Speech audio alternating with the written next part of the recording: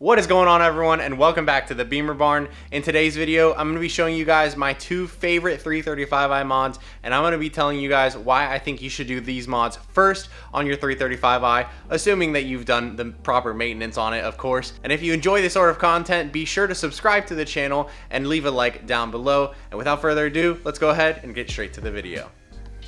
So the first mod that you absolutely have to do on your 335i is replace the factory charge pipe with an upgraded unit. And here we have the kit from VRSF, which is made to use actually the factory diverter valves, which I have here. And then over here we have the charge pipe that came on my 335i sedan parts car.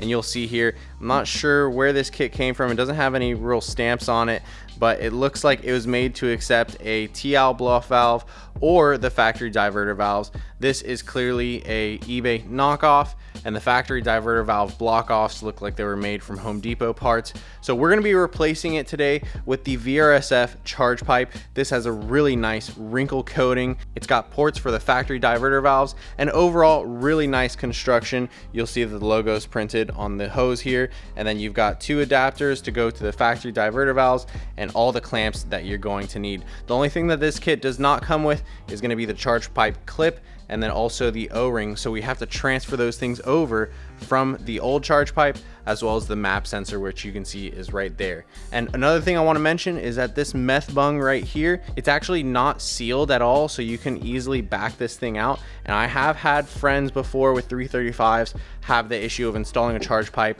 and not using like a Teflon tape or a thread sealant on this little meth bung right here, and then the bolts will back out and cause a boost leak. So we're definitely going to go ahead and seal that up in a second here, and then we'll get to installing this charge pipe.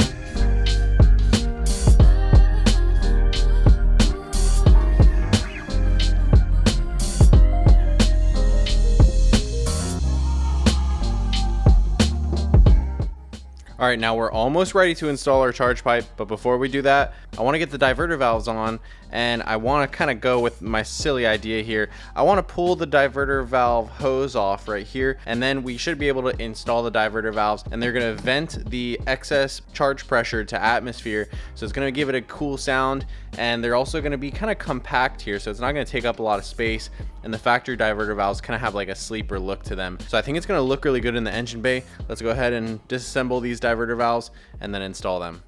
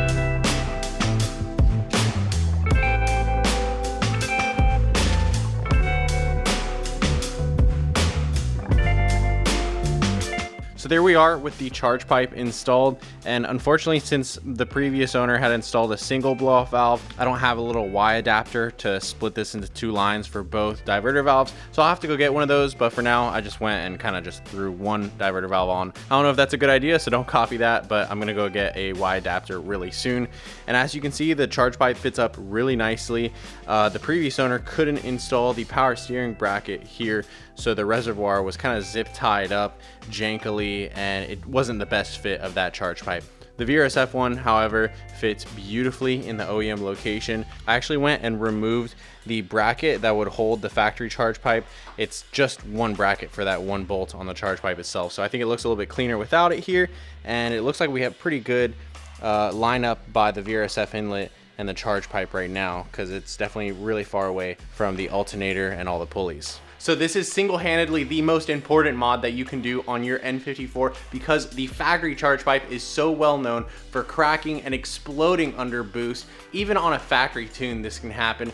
But more specifically, people tend to encounter this when they go up in tuning levels and they'll explode the charge pipe. Either way, it's super important that you replace it before it does explode, because it'll leave you stranded with a drivetrain malfunction and the car is going to be running on unfiltered air with no boost, and that is really not a good scenario. So as you can see, the VRSF pipe installs and fits great. It gives you the option to use the factory diverter valves, or if you wanted to, you could get the charge pipe that comes with the TL blow-off valve adapter, and that way you can run a totally different blow-off valve setup. And it also has the meth bung in case you want to do water meth injection in the future. But most importantly, it's made out of metal, it is very reliable, and it's not going to leave you stranded with a drivetrain malfunction. So with that said, we can go ahead and move on to our next modification, and that's actually going to be right down the road here in the front of the car, our intercooler.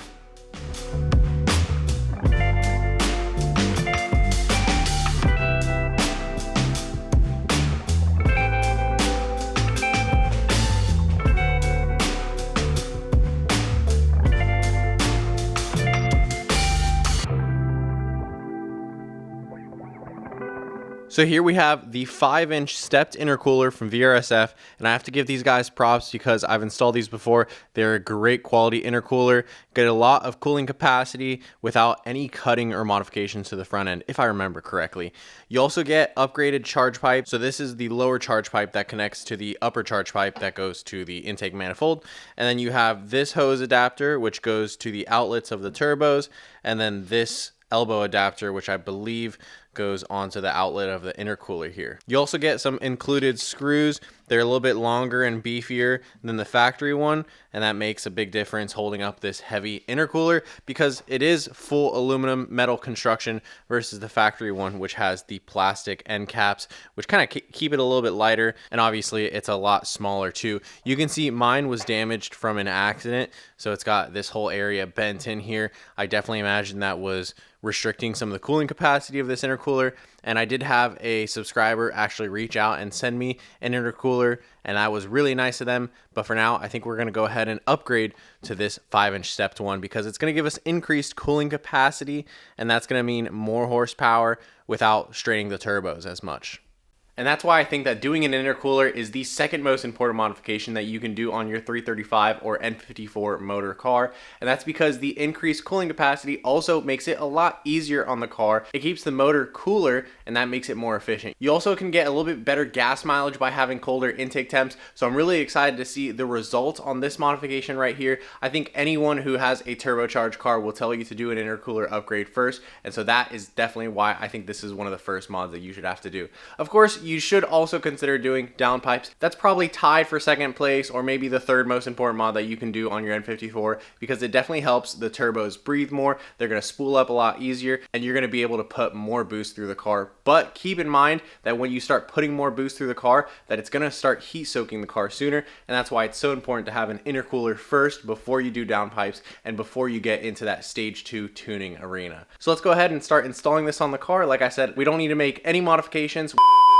Actually, I misspoke a second ago. In order for us to install the intercooler piping on this side, we need to cut off the band clamp that holds that little accordion style coupler to the aluminum outlet of the turbos, because that's where this is going to go ahead and clamp down.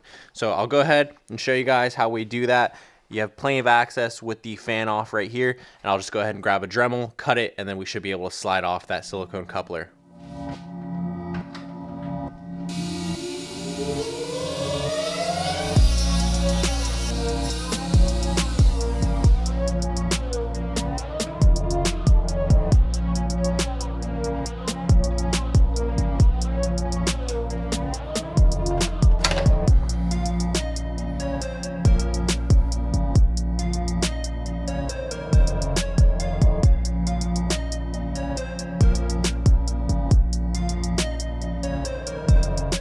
So now with that out of the way, we can go ahead and install our new hose, and I just need to get a clamp on it now, and then we'll go ahead and throw the intercooler up and then start routing the rest of the pipes over here.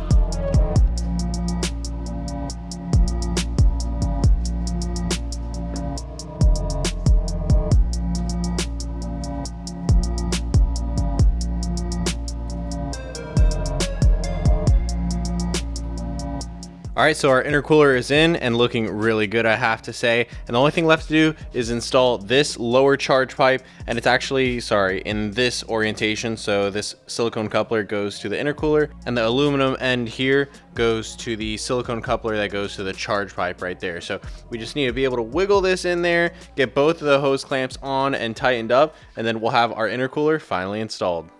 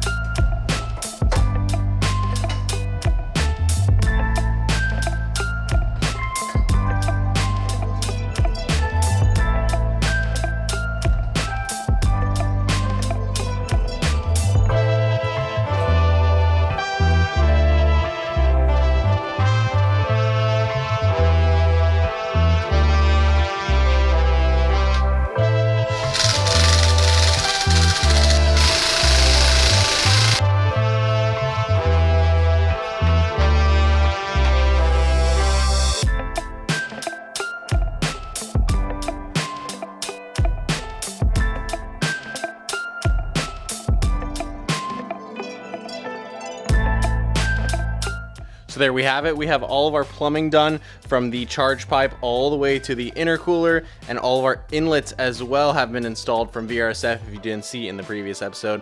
I'm really liking how the alignment is with the belts. I'm just thinking that once we get the air box on, I want to make sure that it's holding this in the correct position so that it's not rubbing the inlets to the pulleys. So the last things that we're going to do to conclude this episode is we're going to try installing the air box, and we're also going to fit up the front bumper and see what it looks like with that intercooler behind there.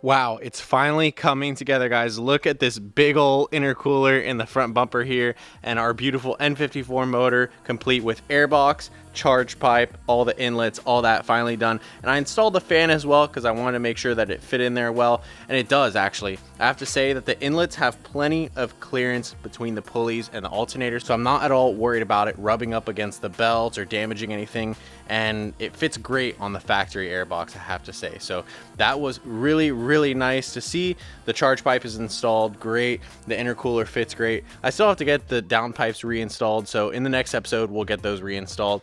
get the car started, and finally get this thing driving. But for now, it's just so exciting to see it in its almost final form here. And let me know if you guys think that I should keep this grill off. I kind of like how it looks. This little grill right here was hiding the intercooler before, but without it, you can definitely see more of that thing behind there. It just kind of gives it that sleeper look, little hint of, oh, I might have power. So be careful if you're gonna mess with me. So that's gonna conclude our video for today, and I hope you guys enjoyed watching. These are definitely two of the most essential mods for the N54 platform. They're gonna help unlock more power and more reliability as well, and they're pretty easy to install, as you saw today. So if you enjoy this sort of content, be sure to leave a like or a comment down below. Subscribe to the channel if you're new and you haven't yet, and stay tuned for more episodes on this 335i wagon. We'll see you next time.